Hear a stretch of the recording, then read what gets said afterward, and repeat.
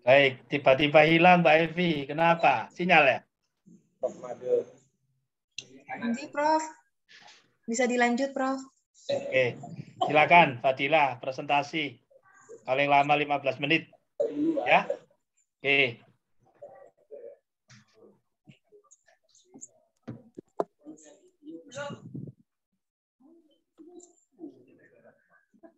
Ayo Fadila.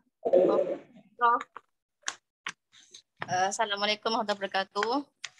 Waalaikumsalam. Baik, di sini saya ingin memaparkan Prof yang berjudul keabsahan perkawinan yang didasarkan pada perjodohan semasa dalam kandungan. Bisa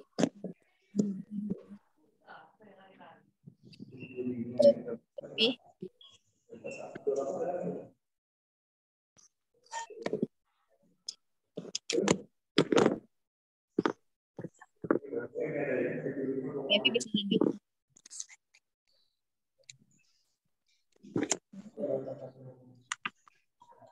Wifi-nya lumayan bagus kadang itu.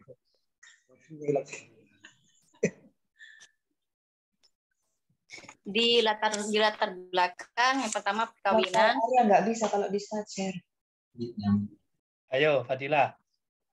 Di latar belakang ada pertama perkawinan. Perkawinan adalah pintu bagi bertemunya dua hati dalam naungan pergaulan hidup yang berlangsung dalam jangka waktu yang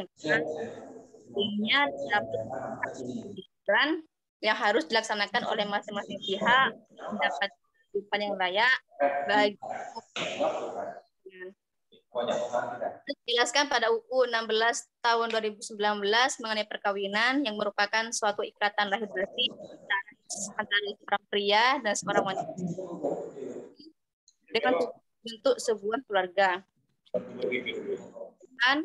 Di mana proses perencanaan tidak ada ketiga teman ini yang sama-sama bukan koin di kolom yang sama.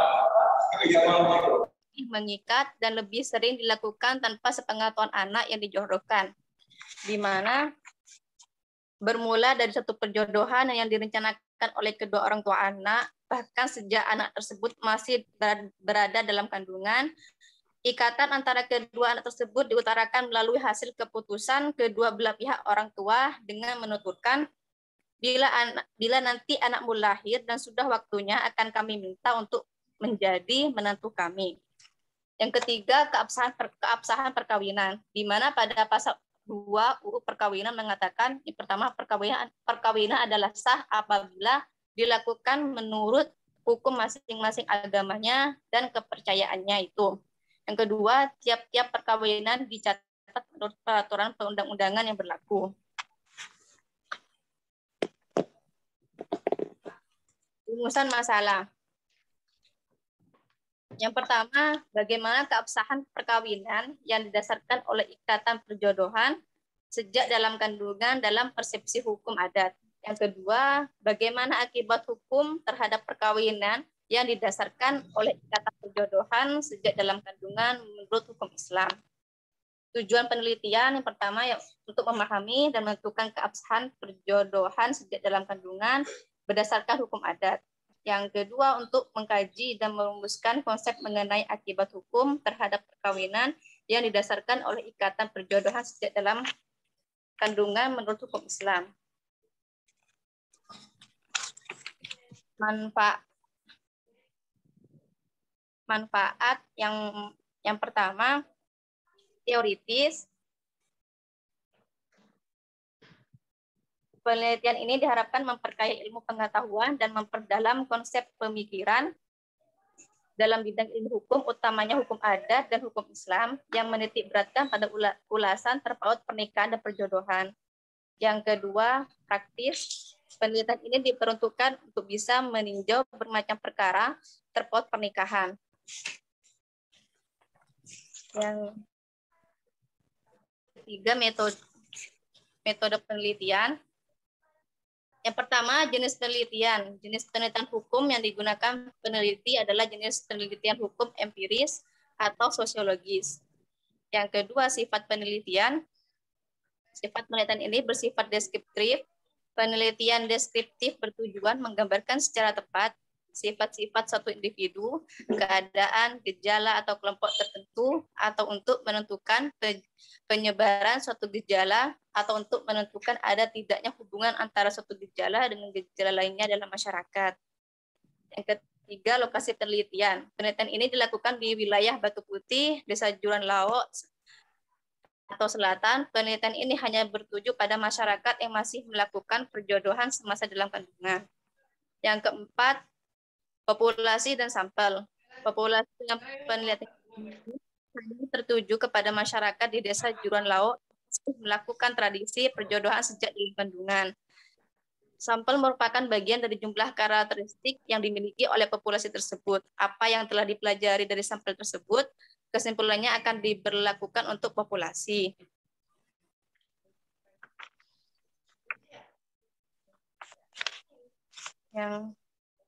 Yang kelima, bahan penelitian. Yang pertama, data primer. Data primer adalah data yang diperoleh langsung dari responden, baik data dari sampel maupun informan dari penelitian. Yang kedua, data sekunder. Data yang diperoleh melalui studi kepustakaan. Sumber hukum tersebut antara lain, yang pertama, bahan hukum primer, Undang-Undang Republik Indonesia Nomor 16 Tahun 2019 tentang perkawinan. Yang kedua, kompilasi hukum Islam. Yang ketiga, Al-Quran. Yang keempat, Al-Hadis. Yang kedua, bahan hukum sekunder berupa buku, jurnal hukum, artikel, dan berbagai tulisan yang tersebar lainnya yang memiliki relevansi terkait objek karya tulis ilmiah. Yang ketiga, bahan hukum tersier. Bahan hukum yang dapat memberikan penjelasan terhadap bahan hukum primer dan sekunder, seperti kamus, ensiklopedia, indeks kumulatif. Dalam penelitian ini, peneliti menggunakan kamus besar bahasa Indonesia. Yang keenam, instrumen penelitian. Yang pertama, wawancara, yaitu peneliti mengumpulkan data melalui wawancara dengan menyiapkan instrumen penelitian berupa pertanyaan-pertanyaan secara tertulis tentang fokus penelitian yang dijadikan oleh peneliti sebagai alat bantu untuk mewawancarai responden dalam mendapatkan data sesuai dengan permasalahan yang diteliti. Yang kedua, observasi, yaitu peneliti mencatat informasi secara langsung terhadap situasi atau peristiwa yang ada di lapangan. Yang ketiga, studi kepustakaan, yaitu peneliti mengambil kutipan dari buku bacaan, literatur, atau buku pendukung yang memiliki kaitan dengan permasalahan yang akan diteliti. Yang ketujuh, cara analisis data. Analisis data yang peneliti gunakan adalah analisis data secara kualitatif. Hal ini disebabkan data yang terkumpul tidak berupa angka-angka. Data tersebut sukar diukur dengan angka dan hubungan antar variabel tidak jelas. Selanjutnya diuraikan dan disimpulkan dengan memakai metode berpikir deduktif. Pada prosedur deduktif bertolak dari suatu proposisi umum yang kebenarannya telah diketahui atau diyakini dan berakhir pada suatu kesimpulan atau pengetahuan baru yang bersifat lebih khusus. Terima kasih.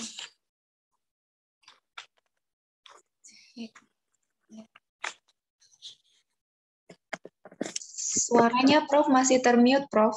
Ya, iya. Iya, Mbak Yuli, makasih. Mbak siapa? Mbak Evi, sorry. Baik, itu tadi penyampaian dari Mbak siapa tadi? Fadilatul Wahdah.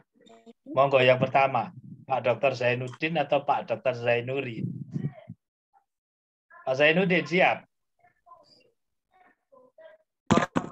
Oke, silakan Pak Dr. Zainuddin. Terima kasih sebelumnya. Saya diberikan kesempatan yang pertama. Mohon izin, Prof. Saya mengawali. Silakan.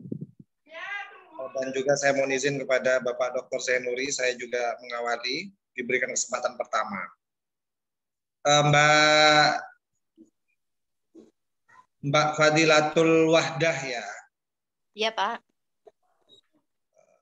Suara saya terdengar baik? Iya, Pak, terdengar baik, Pak. Baik ya, karena saya di dalam ruangan ini kadang-kadang sinyalnya hilang-hilang, Mbak. Jadi mohon nanti kalau misalnya suara saya agak kurang jelas, boleh ya nanti ditanya ya, dikonfirmasi lagi ya. Baik, Pak. Baik, untuk lebih menghemat waktu, langsung saja Mbak. Coba kita mulai dari judul ya. Saya ada hal yang perlu saya konfirmasi terkait diksi yang digunakan dalam redaksi judulnya ini. Yang pertama Mbak, saya ingin minta konfirmasi tentang keabsahan perkawinan. Yang dimaksud keabsahan perkawinan di sini bagaimana Mbak? Jadi keabsahan perkawinan dalam penelitian tesisnya Anda ini yang seperti apa? Definisi konsepnya itu, keabsahan perkawinan ini seperti apa? Karena tadi begini ya, tadi Mbak Fadilatul juga mengutip beberapa hal, misalnya di Undang-Undang Nomor 1 Tahun 74, sebagaimana sudah dirubah di Undang-Undang Nomor 16 Tahun 2019 ya, tentang syarat sahnya perkawinan. Syarat sahnya perkawinan. Apakah sama? Ini saya coba kasih perbanding. Apakah sama keabsahan perkawinan dengan syarat sahnya perkawinan?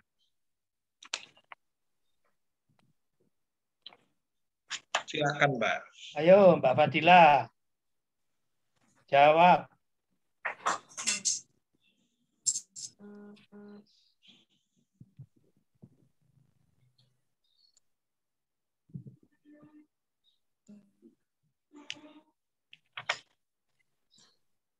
Halo, Fadila.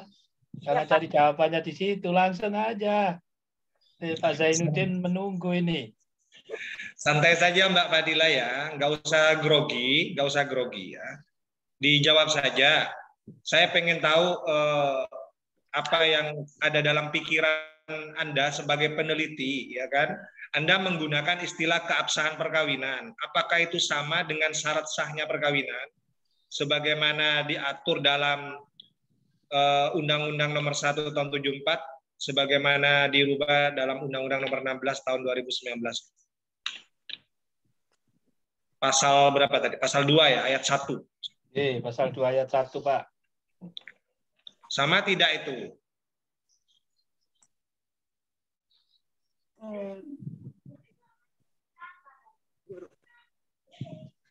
Ayo, Fadila.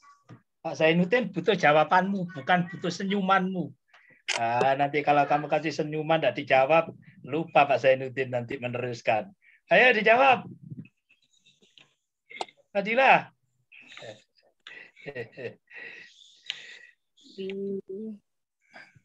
Jawabannya sama atau tidak sama? Menurut saya sama mungkin, Pak ya. Loh, hukum harus pasti, nggak ada mungkin, harus pasti dan yakin kau. Ini baru serangan pertama dari Pak Zainuddin, sudah kelepek-kelepek ini nampaknya Pak Zain. Ya, santai saja Mbak Fadila. Jadi sampaikan aja dengan penuh keyakinan ya, nggak usah ragu. Kalau misalnya nanti keliru, nanti kita bantu untuk menunjukkan yang benar. Ya, silakan. Sama ya Pak ya? Sama. Sama ya. Jadi keabsahan perkawinan dalam penelitian tesis ini sama dengan istilah syarat sahnya perkawinan. Betul ya? Sahnya perkawinan. Jadi keabsahan perkawinan sama dengan sahnya perkawinan. Iya kan? Iya. Iya. Betul ya? Iya. Suaranya kurang jelas, Mbak? Betul iya, ya? Pak. Iya. Oke. Nah, itu penting ya. Saya kira itu penting dipahami ya. Karena Anda menggunakan istilah keabsahan perkawinan ya. Yang saya sering dengar itu memang sahnya perkawinan ya. Tapi nggak apa-apa. Ya. Nanti mungkin kita bisa diskusi lebih lanjut. Berikutnya, Mbak, saya tanya, perjodohan, istilah perjodohan ini, itu sampean dapatkan, sampean menggunakan istilah perjodohan ini istilah ini muncul di mana? Awalnya saya kan ke itu Pak, ke rumahnya ada suku saya. Nah, bercerita ada sudah lahir anaknya dan umurnya kira-kira SD ya Pak ya, sudah ditunangkan. Nah, saya tanya ke orang tuanya, kenapa kok umur segitu sudah anak umur SD sudah ditunangkan gitu Pak? Ya sudah dijodohkan gitu Pak, sudah dijodohkan dari kandungan sama sepupu saya gitu ya. Jadi saya ya gitu. Baik, jadi Anda tadi mengkonfirmasi bahwa istilah perjodohan itu sampean dapatkan itu di keluarga itu, artinya di luar undang-undang ya. Ya. Maksud saya perjodohan itu sampean temukan, sampean gunakan dalam redaksi judul ini karena menemukannya di masyarakat begitu ya. Iya, Pak. Ya, baik. Nah, menurut sampean, apakah perjodohan itu masuk dalam syarat sahnya perkawinan? Sebagaimana diatur dalam undang-undang, perjodohan itu masuk enggak dalam syarat sahnya perkawinan? Tidak, Pak. Soalnya kan syarat sah untuk perkawinan di UU nomor 16 tahun 2019 itu kan untuk usia 19 tahun. Ya. Baik ya. Baik. Ya, lumayan sampean bisa jawab seperti itu ya. Tadi baik ya, itu baik ya. Jadi sampean baca di Undang-Undang nomor 19 Undang-Undang 16 itu bolehnya nikah itu kalau sudah mencapai usia 19, ya kan? Nah, saya bicara begini, Mbak, syarat sahnya perkawinan kalau tadi sampean baca di undang-undang itu kan pertama dilaksanakan berdasarkan hukum agama, ya kan? Yang kedua itu dicatatkan, iya kan? Iya. Catatkan, baik.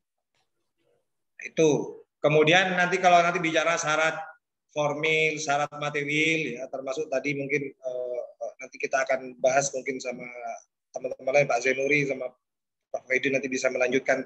Tidak apa-apa, saya cuma mau mengkonfirmasi beberapa istilah yang digunakan dalam judul ini ya. Jadi sekali lagi istilah perjodohan itu sampean dapatkan ada di masyarakat ya. Ya, begitu ya, tidak menggunakan istilah yang ada dalam undang-undang karena istilah perjodohan ini, Mbak, istilah perjodohan ini tidak muncul dalam undang-undang. Jadi istilah perjodohan ini itu tidak muncul dalam undang-undang. Ya. Paham ya? Baik. Baik. Kemudian berikutnya, apa yang menjadi isu hukumnya dalam penelitian ini? Apa yang keliru dari perjodohan itu?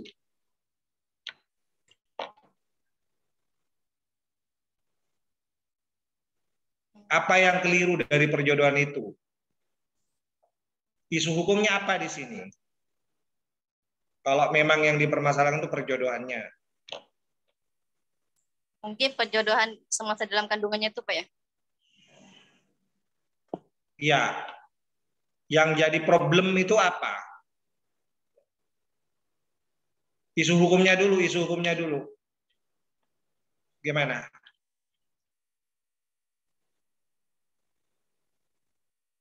Perjodohan masa dalam isu hukum. Ya, tadi kan Anda bilang bahwa dalam undang-undang itu kan syarat bolehnya menikah umurnya kalau sudah mencapai 19. Betul nggak? Ya. Tapi ini di masyarakat kita terjadi perjodohan itu dilakukan dalam masa kandungan, iya kan? Iya. Itu problem tidak? Problem, Pak. Problem ya. Baik ya, itu maksud saya ya. Oh. Nah, berikutnya Mbak, perjodohan itu kan dilakukan oleh dua keluarga itu. Ya, kalau misalnya sampean sudah mulai melakukan observasi awal, tadi sempat bertanya-tanya begitu ke beberapa keluarga yang melakukan itu bermasalah tidak di antara mereka? Artinya begini, apakah itu jadi masalah di kalangan mereka yang melakukan itu? Kalau yang datang ke sana sampai saat ini nggak ada gitu. Tidak ada masalah kan? Tidak ada, Pak. Saya konfirmasi lagi, perjodohan semasa dalam kandungan yang terjadi di masyarakat di mana Anda datangi itu tidak dianggap sebagai masalah kan? Tidak ada. Nah, kalau tidak dianggap sebagai masalah, kenapa kemudian ini dijadikan sebagai masalah?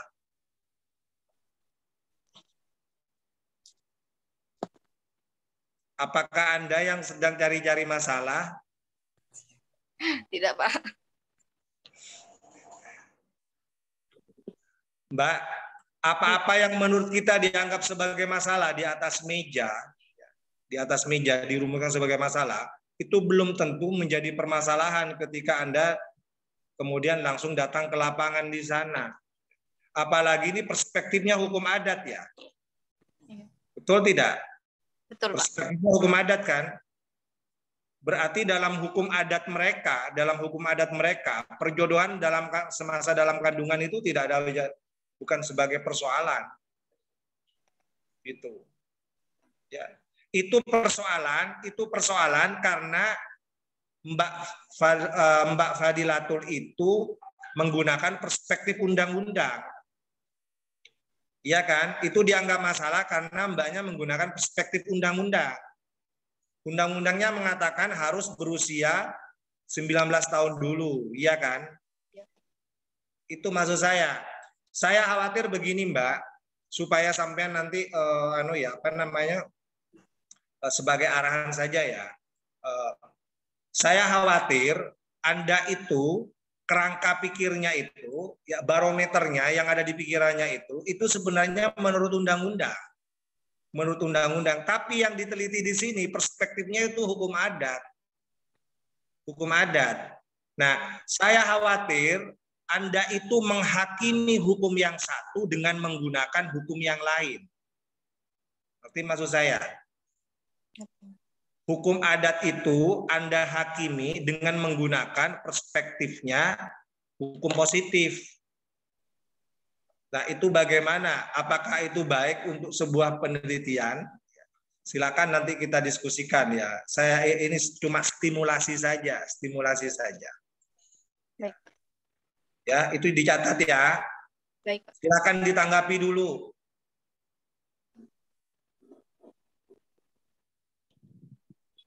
Kenapa, Pak? Silakan ditanggapi dulu.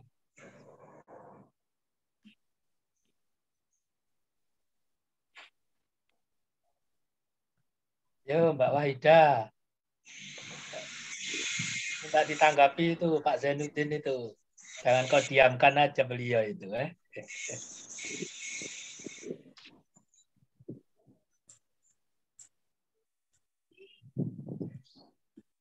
Ayo, gimana komentar Anda terhadap apa yang disampaikan Pak Zainuddin tadi? Ya, kalau pas nanti ini tidak bisa mempertahankan, ada kemungkinan nanti ganti judul, ujian lagi. Gitu ya Pak Zain ya? Iya, Prof. Gimana, Mbak? Ayo. Persoalan mungkin rumusannya gitu ya. Dia lebih ke perspektif UUD-nya ya. Tidak menggunakan hukum adat.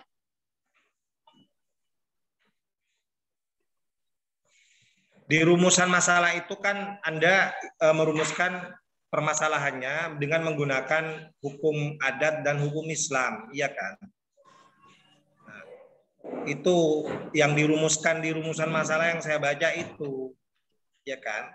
Tetapi kerangka pikirnya sampean itu yang sekarang ada, ya, kalau misalnya itu dianggap hipotesis ya, walaupun ini tidak wajib, ya, di benaknya sampean, di pikirannya sampean itu sepertinya menggunakan perspektifnya undang-undang, perspektif hukum positif gitu loh, Mbak.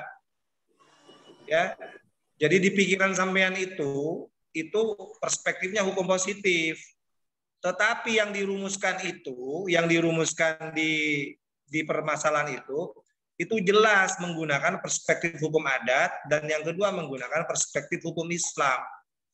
Itu maksud saya yang perlu didudukkan itu. Ya.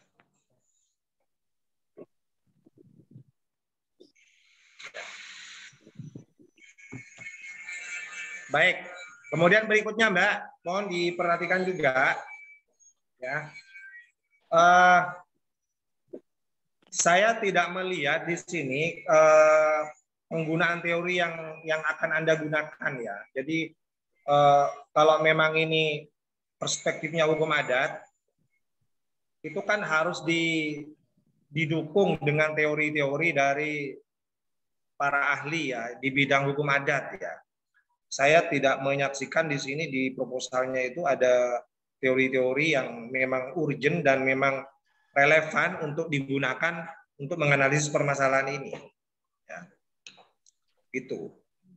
Ya, tolong nanti di ini ya, sampean baca bukunya siapa saja. Kalau hukum adat sampean yang sudah dimiliki bukunya siapa aja? Saya tidak anu bukunya Pak di Google gitu. Referensi dari literatur Google gitu. Cari-cari. Nah, itu maksud saya. Jadi sampean berarti kekurangan referensi. Ya baca buku-bukunya, misalnya bukunya Hilman Hadikusuma, tidak kan? Bukunya Van Vollenhoven, ya. Bukunya Imam Sudiat, ya. Dan yang lain-lain itu, ya. Yang pakar-pakar di bidang hukum adat. Ya. Yang terakhir. Saya tidak tahu fokus kajian Anda itu kemana sebenarnya. Ya. Ini kenapa kok bisa dalam satu penelitian, ya, rumusan masalah yang pertama perspektifnya hukum adat, rumusan masalah yang kedua perspektifnya hukum Islam. Itu sebenarnya pengennya itu seperti apa, Mbak? Sampean, Mbak? Fokusnya itu loh. Satu hukum adat, satu hukum Islam, itu pengennya gimana sih itu? Coba sampean cerita. Kalau yang pertama yang menurut hukum adat ngelihat adat di sana gitu Pak. Bagaimana melihat adanya perjodohan di dalam kandungan gitu. Terus yang menurut Islam kenapa ya?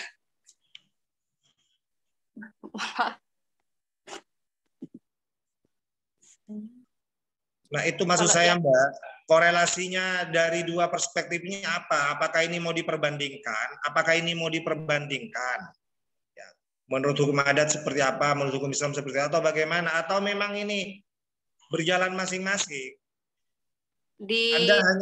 Anda hanya mendeskripsikan menurut hukum adat begini, menurut hukum Islam begini. Kemudian tidak ada analisis menghubungkan satu sama lain, membandingkan satu sama lain. Atau gimana? Dibandingkan satu sama lain, Pak. Menurut hukum adat bagaimana, menurut hukum Islam adanya perjodohan dalam kandungan itu bagaimana gitu hukumnya. Jadi ini memperbandingkan menurut hukum adat dan menurut hukum Islam ya. Iya, Pak. Baik. Yang terakhir, Mbak, hukum Islam yang Anda gunakan itu hukum Islam yang mana?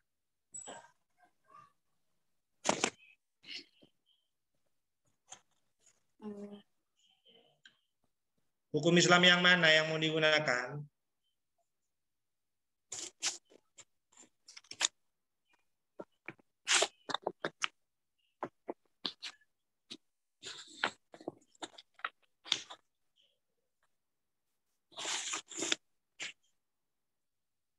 mungkin hukum Islam menurut Al-Quran bukan Pak?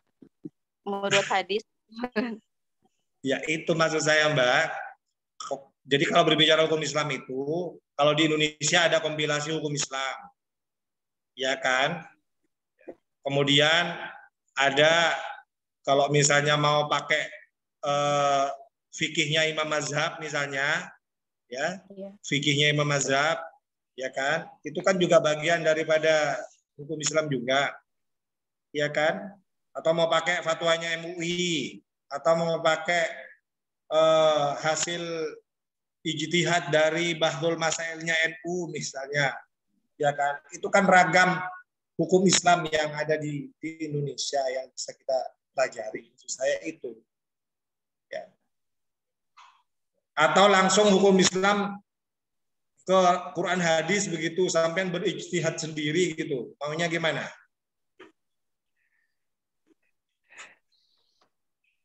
Langsung merujuk Quran hadis sampai melakukan ijtihad sendiri seperti para imam mazhab gitu maksudnya.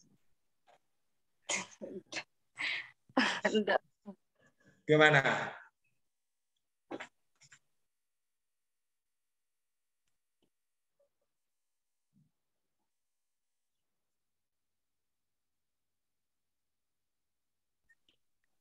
Ayo Fadila dijawab. Mungkin pakai komplikasi Pak ya, bukan? Pakai. Ya, saya tadi sudah saya tunjukkan ya. Misalnya kalau di Indonesia itu ada kompilasi hukum Islam. Kalau yang umum itu kan hukum Islam menurut para imam mazhab. Mazhab.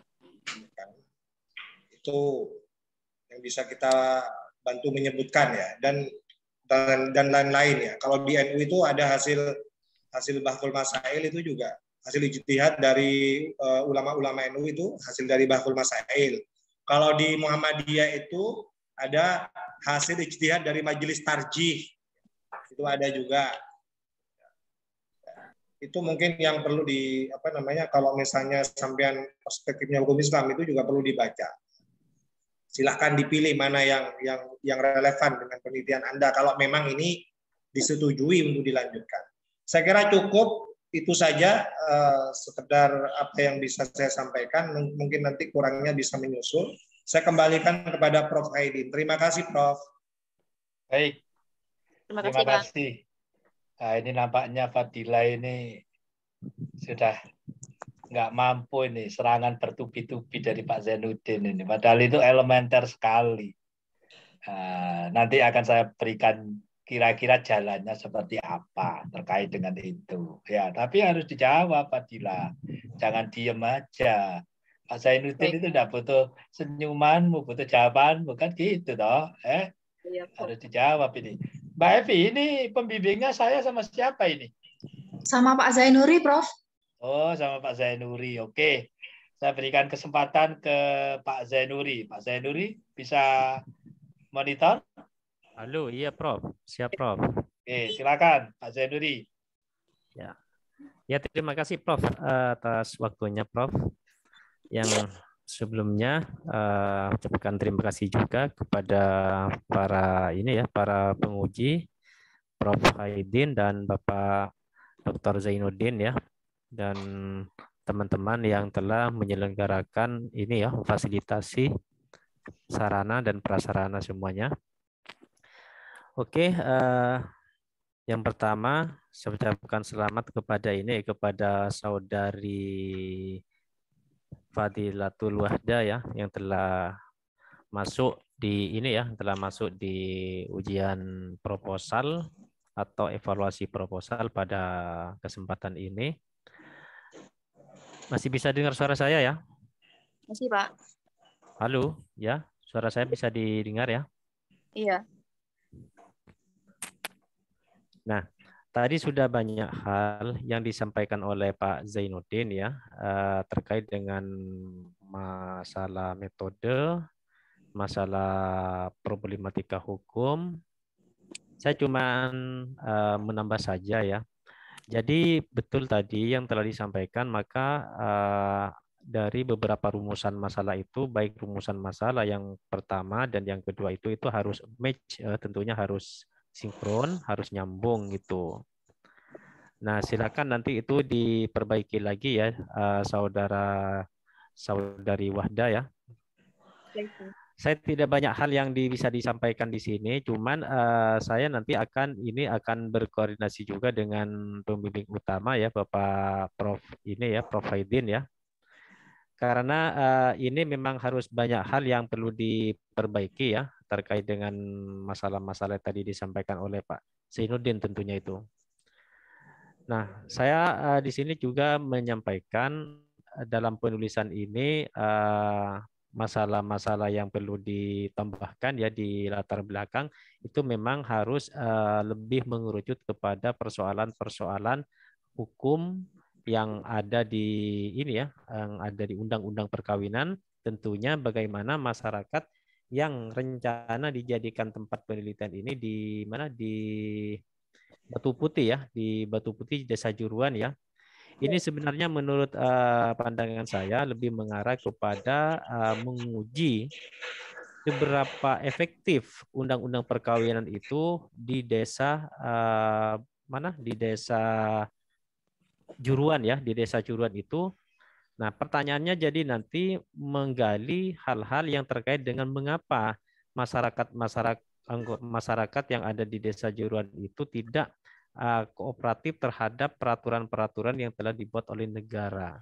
Nah, mungkin ini ada alasan-alasan filosofis di balik adanya pernikahan-pernikahan yang sebelumnya itu memang bukan dijodohkan sejak perkawinan, sejak dalam kandungan, tetapi ditunangkan atau keinginan untuk dijodohkan setelah dewasa. Bukan perjodohan dalam kandungan, itu bukan itu. Nah, ini silakan, ini kalau mau digali itu bagus, saya kira nanti menggali terkait dengan alasan-alasan apa yang ada di masyarakat ini, masyarakat Juruan itu melakukan hal-hal seperti itu. Mungkin ini lebih menarik ya nanti ketika dikaitkan satu sisi dengan nilai-nilai kearifan lokal masyarakat sana dan juga dengan hukum-hukum yang mengatur mengenai masalah perkawinan. Ini mungkin menarik karena kita pahami di negara kita ini memang terjadi yang namanya multikultural ya, multikultural dan juga adanya multi hukum yang ada di masyarakat kita, sehingga kalau di dalam teori-teori hukum itu ada yang namanya unifikasi hukum, kodifikasi hukum, itu memang iya dari sisi keilmuannya. Tetapi di dalam kenyataannya di masyarakat, kita belum tentu kadang-kadang bisa dilakukan yang namanya unifikasi hukum. Nah, ini boleh kalau mau diteliti, ini bagus ini. Kalau misalnya saudari ini ya, Fadilatul Wahda memang arahnya ke sana, itu saya kira itu bagus. Cuman tadi setelah disampaikan oleh penguji pertama itu bahwa di dalam problematika maupun di dalam rumusan masalah itu memang harus nyambung gitu. Apakah ke adatnya atau mengenai masalah hukum Islamnya. Tetapi kalau bicara tentang masalah hukum Islam nantinya itu pasti tidak nyambung dengan undang-undang perkawinan kan gitu kan? Karena undang-undang perkawinan itu orientasinya itu mengenai masalah hukum-hukum ini, hukum-hukum kenegaraan, tetapi di dalam hukum-hukum Islam tentunya itu punya pandangan-pandangan yang berbeda. Nah, mungkin itu yang nanti bisa bisa disandingkan dari kedua ini, hukum Islam atau dari hukum adat yang ada di desa Juruan itu gitu. Mungkin itu sementara dari saya, Prof. Selebihnya saya kembalikan ke Prof. Haidin ya. Baik, terima kasih Pak Zainuri atas masukan dan tanggapannya. Jadi mau ditanggapi, Fadilah? Tidak, Pak. Baik, tadi sudah cukup banyak. Baik dari Pak Zainuddin sama Pak Zainuri. Jadi ini terkait, saya akan mencoba untuk meletakkan pada proporsi yang sebenarnya. Jadi begini Fadilah, tadi sudah ditanyakan sama Pak Zainuddin, kalau bicara soal keabsahan perkawinan, tidak lepas dari pasal 2 ayat 1. Coba itu ditayangkan lagi itu. Latar belakang itu. Fadilah. Diklik lagi itu. Ya. Nah, ya. Keabsahan pasal 2 ayat 1. Perkawinan adalah sah apabila dilakukan menurut hukum agama, hukum masing-masing agama dan kepercayaannya. Jadi kalau menyebut, jangan menyebut langsung Undang-Undang nomor 16 2019 ya. Ya, Undang-Undang nomor 1 tahun 74 sebagaimana diubah dengan atau dalam Undang-Undang nomor 16 tahun 2019. Jadi Undang-Undang nomor 1-nya itu sebagai undang-undang induk tetap harus disebut sebagai sumber atau dasar hukum utama. Nah, terkait dengan perjodohan. Nah, ini nampaknya Fadila tidak bisa menemukan rumusan masalah. Permasalahannya seperti apa? Ya, perjodohan itu kan fenomena dan terjadi menurut tradisi atau hukum adat. Pertanyaannya begini, apakah di Madura itu ada hukum adat atau tidak? Itu yang menjadi persoalan. Nah, mungkin arahnya atau larinya ke persoalan kesepakatan. Nah, sekarang saya tanya, perkawinan adalah sah apabila dilakukan menurut hukum masing-masing agama. Oke, sekarang menurut hukum Islam, perkawinan atau syarat sahnya perkawinan itu apa saja coba? Bisa enggak kamu sebutkan? Fadila. Kenapa, Pak? Aduh, Fadila. Saya harus ngulangi lagi. Kamu harus konsen ini.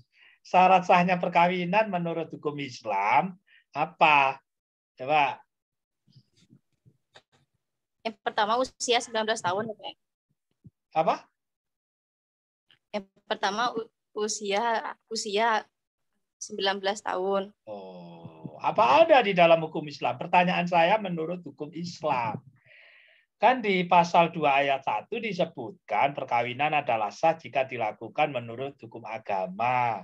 Ya, kalau usia itu di undang-undang perkawinan itu, bukan di hukum Islam. Apa syarat sahnya perkawinan atau rukun perkawinan? Tahu enggak? Kamu sudah kawin belum? Sudah, Pak. Sudah, lah situ sudah. Itu dijodohkan atau kamu pilih sendiri? Pilih sendiri, Pak. Pilih sendiri, oke. Jadi ini terkait ini ya, coba dicek di mana itu di hukum Islamnya, syarat sahnya atau rukunnya perkawinan itu apa? 2 mempelai, ada ijab kabul, ya, ada wali, ada saksi, ada mahar. Itu. Kalau memenuhi itu berarti sah perkawinannya menurut hukum agama Islam. Kalau hukum agama lain itu persoalan lain. Nah, ada ijab kabul. Ijab kabul itu apa? Ya, itu harus bisa dipelajari. Nah, jadi begini, larikan atau arahkan saja itu ke persoalan ijab kabulnya. Ijab kabul itu kan apa ya? Kalau di dalam hukum perdata BW itu kan, sekarang saya tanya, perkawinan itu perjanjian atau bukan? Fadilah. Perjanjian, Pak. Perjanjian. Oke. Syarat sahnya perjanjian itu apa, Fadilah? Oh, maaf, Prof, suaranya. Syarat sahnya perjanjian apa saja? Dengar enggak? Mbak Evi, dengar enggak suara saya? Iya, dengar, Prof. Ya, ayo. Mbak Evi aja dengar ini. Fadilah, syarat sahnya perjanjian menurut BW itu apa?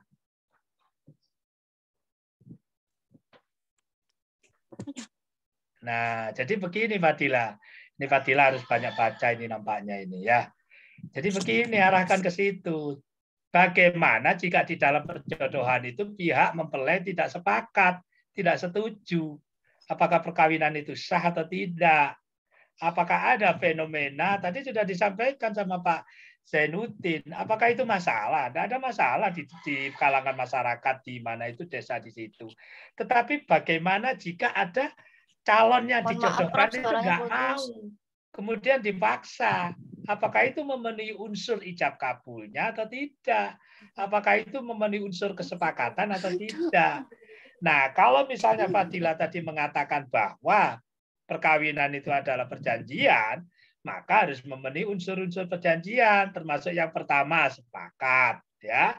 Kemudian yang kedua cakap. Cakap itu dari sisi umurnya juga, jadi sudah terpenuhi. Misalnya perkawinan dilakukan sebelum usia yang ditentukan oleh Undang-Undang Perkawinan, apakah itu sah atau tidak, meskipun sudah dijodohkan sejak dalam kandungan. Itu nanti bisa dianalisis dari situ, masalah timbul di situ. Itu yang jadi acuannya. Ini yang belum dimunculkan oleh siapa itu Fadila. Kemudian syukur kalau ada kasus, misalnya kawinnya dijodohkan, anak-anak tidak cocok, kemudian mengajukan perceraian atau gugat cerai. Itu kan juga jadi persoalan-persoalan yang muncul terkait di perkawinan yang didasarkan atas perjodohan. Jadi tadi juga sudah ditanyakan sama Pak Zainuddin, apakah perjodohan itu ada? Ini tadi kamu tulis di sini. Perjodohan adalah proses perencanaan, menjalin. Nah, sekarang perjodohan itu ada atau enggak di dalam Undang-Undang Perkawinan? Itu enggak ada. Jadi istilah pertunangan itu tidak ada. Karena apa? Dulu awalnya di rancangan Undang-Undang Perkawinan tahun 74, pertunangan itu sudah mau dimasukkan. Tetapi para alim ulama khawatir kalau kemudian pertunangan masuk dan diatur akan menimbulkan bahaya kalau sudah pertunangan dianggap boleh, mohon maaf, melakukan perbuatan misalnya suami istri itu, makanya kemudian dihapus. Makanya tidak ada pertunangan, tidak ada perjodohan. Perjodohan itu kan hanya persoalan di luar, ya, di luar prosesi dari perkawinan. Ini problemanya sebenarnya muncul bagaimana jika perkawinan yang didasarkan pada perjodohan itu ada pihak yang tidak setuju, tidak sepakat, dipaksa, boleh tidak ini? Sekarang coba Wahidah. Ya, kalau seorang wanita mau dikawinkan sama seorang pria, kemudian dia tidak mau, boleh tidak orang tuanya memaksakan kehendak? Tidak, Pak. Ya, kalau misalnya perkawinan tetap dilangsungkan, karena perkawinan itu diwakili oleh wali. Suaranya ya. putus-putus, Prof. Ya, oke. Halo. Jadi kalau perkawinan itu tetap dijalankan oleh walinya, sementara anaknya tidak setuju, tidak sepakat, gimana keabsahan perkawinan itu? Boleh enggak? Yo. Halo. Jadi, kamu bisa dengar nggak, Wahidah, Fadilah? Suaranya putus-putus, Prof. Maaf. Mohon maaf, tolong dicek di mana Pak Zainuddin, suara saya putus-putus juga. Suaranya terdengar jelas kalau di sini, Prof. Jadi tidak terputus. Alhamdulillah sinyalnya baik di ruangan saya ini. Nah itu, berarti yang bermasalah di Fadilahnya. Tadi Mbak Evi juga jelas mendengar suara saya. Itu jadi arahnya ke situ. Ya mungkin ini Pak Zainuddin dengar, Pak Zainuri juga dengar. Jadi arahnya ke situ. Gimana kalau perkawinan yang didasarkan perjodohan itu dipaksakan? Anaknya nggak setuju, baik itu laki atau perempuannya, tapi wali tetap memaksakan mengakad nikahkan. Apakah itu sah atau tidak? Di dalam Undang-Undang Perkawinan itu, seseorang yang tidak setuju terhadap suatu perkawinan bisa mengajukan pembatalan. Nah, larinya ke sana aja kalau memang mau dibahas. Cuma harus ada kasusnya. Di desa itu ada enggak yang pernah kemudian kawin, yang bersangkutan tidak setuju mengajukan gugatan. Nah, itu lebih lengkap kalau begitu. Itu yang jadi topik atau trending atau isu hukum dari tesis ini. Mungkin ya rumusan masalahnya apakah unsur kesepakatan di dalam perkawinan itu terpenuhi jika dijodohkan sejak dalam kandungan. Itu coba di situ dibahas dari rumusan masalah yang terkait itu. Larikan aja kepada syaratnya, syarat kesepakatan dan syarat kecakapan. Itu ada itu.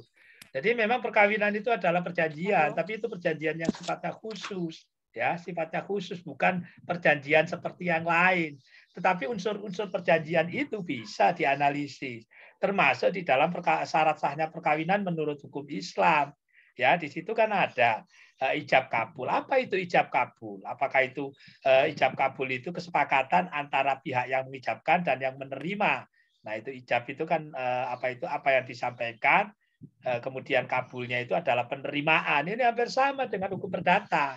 Ya, ada penawaran dan penerimaan. Larikan aja ke sana. Itu kalau memang mau tetap diangkat terkait dengan fenomena perkawinan yang didasarkan pada perjodohan sejak atau semasa dalam kandungan ini.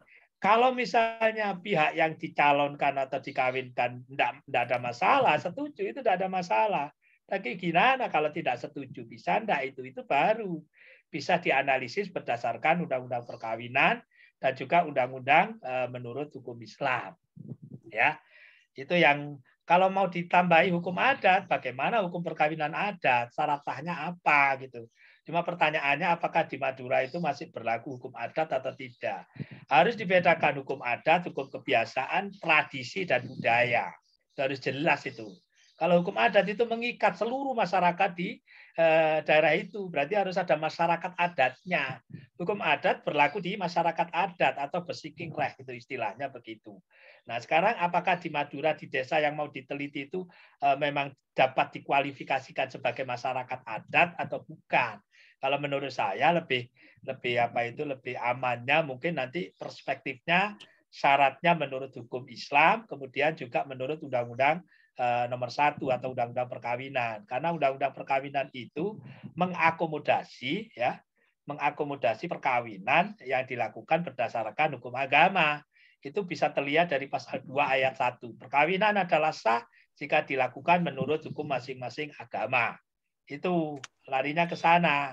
Nah, kalau memang nanti Fadilah sanggup, ini bisa dilanjutkan untuk mencari barangkali ada kasus perkawinan yang pihak-pihaknya tidak setuju kalau dikawinkan. Nah, kalau tidak ada kasus itu, ya itu kira-kira mungkin agak susah ini untuk diteruskan. Kemudian berikutnya metode penelitiannya. Ini penelitian hukum apa ini, Wahida? Fadilah. Empiris, Pak. Empirik. Kenapa menggunakan undang-undang? Empirik atau normatif? Empiris. Empirik. Kenapa menggunakan pasal-pasal? Nah, itu. Jadi kalau penelitian empirik itu lebih susah karena Anda harus mengumpulkan sampling, responden, dan lain sebagainya. Dan itu membutuhkan waktu paling tidak kalau 1 bulan saya kira tidak cukup. Harus terjun ke daerah, ke desa. Dan itu yang tadi pertanyaan saya, apakah desa itu merupakan masyarakat hukum adat atau bukan? Dan apakah di situ berlaku hukum adat atau bukan? Itu bisa penelitian hukum empirik. Tapi karena ini menggunakan norma, ya ini tidak termasuk penelitian hukum empirik. Berbicara soal keabsahan itu bukan berbicara soal fakta atau empirisme, tetapi berbicara soal norma yang mengatur keabsahan itu bagaimana. Itu Wahida. Jadi harus dirubah total juga ini. Metode penelitiannya, isu hukumnya, permasalahannya. Dan nanti saya kira bisa kita diskusikan bersama dengan Pak Zainuri selaku pembimbing anggota begitu. Itu ya. Baik, Prof. Oke. Saya kira itu mungkin ada tambahan dari Pak Zainuri atau Pak Zainuddin.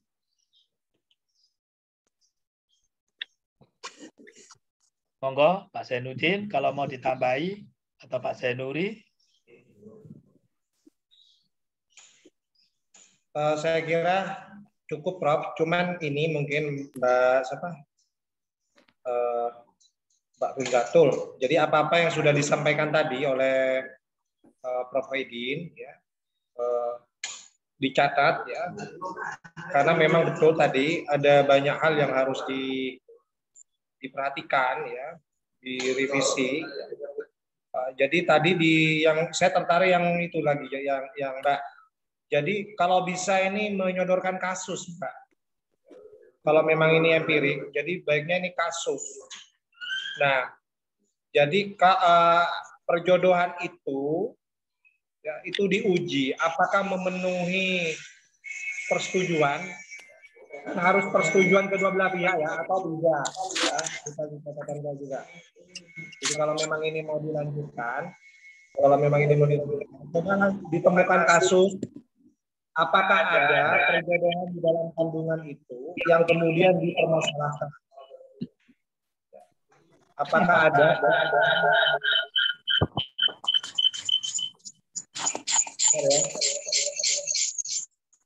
Ya, Pak. Apakah ada perjodohan yang dimaksud dalam penelitian Anda ini itu dipermasalahkan? Ya.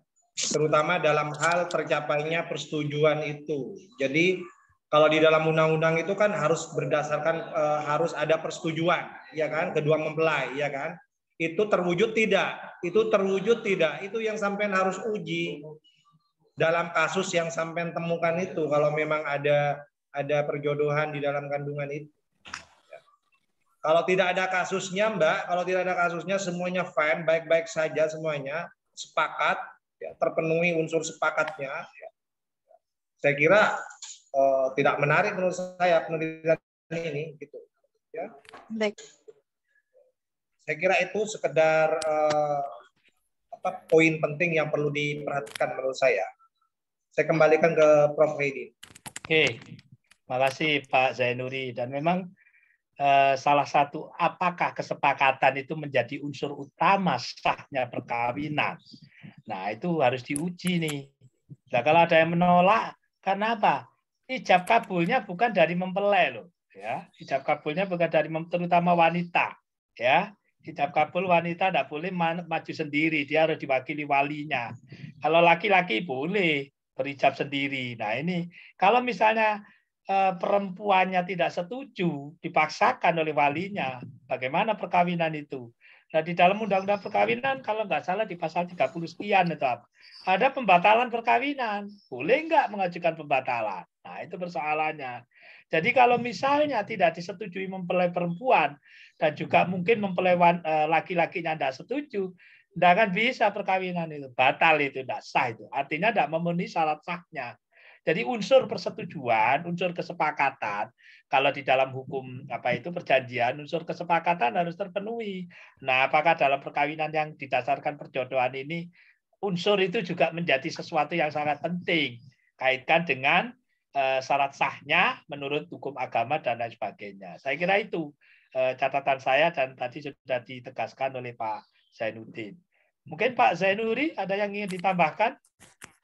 Ya, saya rasa cukup, Prof. Jadi apa yang tadi didiskusikan itu perlu diakomodir di dalam proposal yang ditulis oleh saudari Fadilatul Wahda ya. Jadi betul memang kita ini kalau misalnya terkait dengan kasus itu memang sangat berat. Tetapi kalau misalnya lebih yang simpel saja itu bagaimana dialihkan kepada penelitian-penelitian yang normatif saja gitu. Saya kira cukup dari saya, Prof. Nanti mungkin bisa diskusi di luar forum ini, Prof. Baik, terima kasih Pak Zainuri. Fadila, jadi diperbaiki ya, rumusan masalahnya arahkan aja ke persoalan kata sepakat tadi. Stop share. Oh, tak bisa stop. Kalau tidak ada kata sepakat, berarti gimana? Ya. Coba diklik di bawahnya itu, rumusan masalah. Fadila.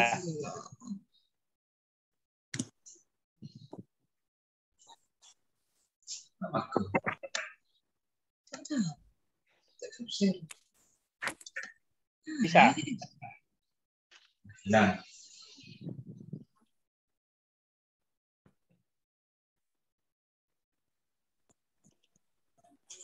Tolong dibantu Mbak Evi itu, dibantu itu. Mbak Evi. Iya, Mbak. Ini hostnya Mbak Evi atau Mbak Fadila sendiri ini? Saya, Pak. Yang screenshot ini.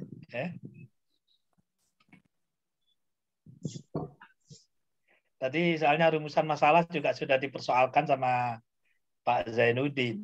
Ya. Nah, bagaimana keabsahan perkawinan berdasarkan ikatan perjodohan sejak dalam kandungan? Nah, ini dalam hukum adat ini. Nah, ini. Kemudian bagaimana akibat hukum terhadap perkawinan berdasarkan oleh ikatan perjodohan sejak dalam kandungan menurut hukum Islam. Jadi ini ya tadi sudah dipersoalkan, ditanyakan sama Pak Zainuddin, ngapain dua hukum ini diperbandingkan? Tetap aja larikan kepada Undang-Undang Nomor 1. Undang-Undang Nomor 1 Pasal 2 Ayat 1 menyatakan keabsahan perkawinan menurut hukum agama. Mayoritas masyarakat di sana adalah hukum agama Islam. Ya sudah, larikan ada ke Islam. Islam itu mengatur enggak soal kesepakatan? Arahnya ke sana, Mbak Fadila. Gimana kalau enggak sepakat? Memang di dalam Islam itu ada wali wali mujbir yang bisa mengawinkan tanpa persetujuan apa itu tanpa persetujuan calon mempelai terutama wanita. Tetapi apakah itu berlaku mutlak atau tidak? Nah, itu nanti kaitkan dengan persoalan hukum agama. Larinya ke situ. Mungkin ya rumusan masalahnya bagaimana keabsahan perkawinan yang didasarkan perjodohan jika tidak ada kata sepakat di antara mempelai. Mungkin itu rumusannya. Nah, terus bagaimana akibat hukum terhadap perkawinan yang didasarkan perjodohan tadi yang tidak disepakati oleh para pihak? Akibat hukumnya bisa dua macam. Perkawinannya batal karena tidak memenuhi syarat sahnya perkawinan, atau perkawinan itu dibatalkan. Ya, dibatalkan itu ada di Undang-Undang Perkawinan. Jadi batal dengan dibatalkan itu ini dampak dan akibat hukumnya berbeda. Nitih barhid dan pernitih barhid itu kalau menurut hukum perdata. Saya kira itu Mbak Fadila, larinya aja ke sana. Ya, nanti akan dibantu oleh Pak Zainuri yang juga pakar hukum perkawinan dan ya pakar hukum perdata, pakar hukum Islam gitu ya Pak Zainuri ya. Siap Prof. Ya. Siap Prof. Dan nanti kalau Pak Zainuddin dimintai konsultasi, insya Allah mau, enggak ada masalah itu. Siap, Prof. Toh nanti, oke. Toh nanti penguji tesisnya tetap ya Mbak Evi ya. 3 orang ini atau ada tambahan nanti? Tetap Prof seperti Ya? sekarang Prof, tetap. Oh tetap 3 orang ya, nggak ada tambahan Iya. lagi. Mungkin 4 atau 5 enggak ya? Tetap 3 3, ini ya. 3 Prof. Mungkin ditambah Oke. 8 Prof. Oh iya. Jadi itu Mbak Fadila ya. Jadi coba nanti direview lagi apa itu proposalnya. Setelah direview seperti yang saya sampaikan tadi, mungkin nanti bisa dikonsultasikan sama pembimbing anggota Pak Dr. Zainuri, dan kalau perlu dengan Pak Zainuddin juga nggak masalah. Saya kira itu dari apa yang saya sampaikan. Oke, gimana? Kita rapat internal atau langsung diumumkan, Mbak Evi? Atau internal dulu, mahasiswanya keluar atau gimana? Ya Prof, dirapatkan dulu, nanti mahasiswanya dipindahkan Oke. ke waiting room. Baik. Mbak Silakan, Fadila Mbak, jangan di Bapak. end ya, saya pindahkan Ya. ke waiting room. Oke. Adila, silakan keluar dulu ya. Oke. Baik. Jadi baik, saya lanjutkan rapat internal Pak Zainuddin, Pak Zainuri. Kalau menurut saya kok arahnya ke keabsahan itu, kesepakatan itu. Ada fenomena-fenomena perkawinan yang dipaksakan. Jadi perjodohan itu sebenarnya pemaksaan. Nah, unsur kesepakatan itu gimana? Ijab kabul atau kesepakatan menurut undang-undang perjanjian dan lain sebagainya. Mungkin kalau saya kok arahnya ke situ. Lebih nampak nanti rumusan masalahnya akan bisa muncul. Saya kira itu. Mungkin apa itu proposal ini saya kira mungkin bisa dilanjutkan dengan perbaikan. Kalau saya begitu. Mungkin Pak Zainuri atau Pak Zainuddin monggo kalau ada pendapat lain. Ya, saya atas nama pembimbing juga ini Prof anggota. Ya, saya setuju dengan apa yang disampaikan oleh Prof Haidin tadi, diarahkan kepada mengenai masalah keabsahannya saja menurut Undang-Undang Perkawinan. Karena betul bahwa ketika terjadi perjodohan-perjodohan itu memang biasanya itu pihak calon ya, kadang-kadang itu memang ada yang tidak setuju, tapi karena itu kadang dipaksa. Nah, ini banyak kasus yang terjadi di wilayah Sumeneb, khususnya di masyarakat-masyarakat yang ada di pelosok ini, Prof. Saya kira saya setuju seperti itu, Prof. Oke. Cuman nanti mahasiswa yang bersangkutan betul-betul ini harus merubah proposalnya gitu, merubah proposalnya diarahkan kepada yang tadi disampaikan oleh Prof Haidin. Saya kira menurut saya itu lebih sederhananya, Prof. Dan itu tidak usah ini ya, mohon maaf, usul cuma Prof, saya usul cuma ya Prof, usul.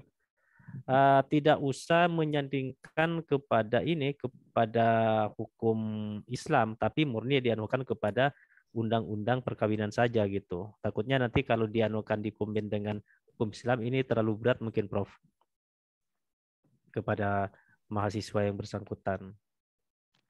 Saya kira itu Prof dari saya Prof. Oke. Pak Zainuri kan domisili di Sumeneb juga kan? Ya, ya, betul Prof. Oke, jadi sangat mudah nanti kalau mahasiswa mau apa itu konsultasi atau bimbingan secara langsung bisa ke Pak Zainuri. Kalau dengan saya mungkin agak jauh karena saya tinggal di Surabaya. Dia juga mungkin nanti dengan Pak Zainuddin ya. Enak, senang kalau penguji dan apa itu pembimbing anggotanya lokasinya di sana. Nah, atau mungkin juga pernah sebagai sebagai aktor itu pernah kawin juga waktu itu di Jodohkan. Ya. Atau ada kasus-kasus gitu. Saya kira banyak itu kalau mau diteliti di sebuah desa itu. Perkawin misalnya perceraian itu karena apa? Ternyata tidak ada kecocokan. Ya kan? Kan kalau di tradisi Jawa itu kalau dijodohkan itu kadang-kadang istilahnya ada yang istilahnya kalau dalam bahasa Jawa itu patut. Patut itu artinya mau gitu.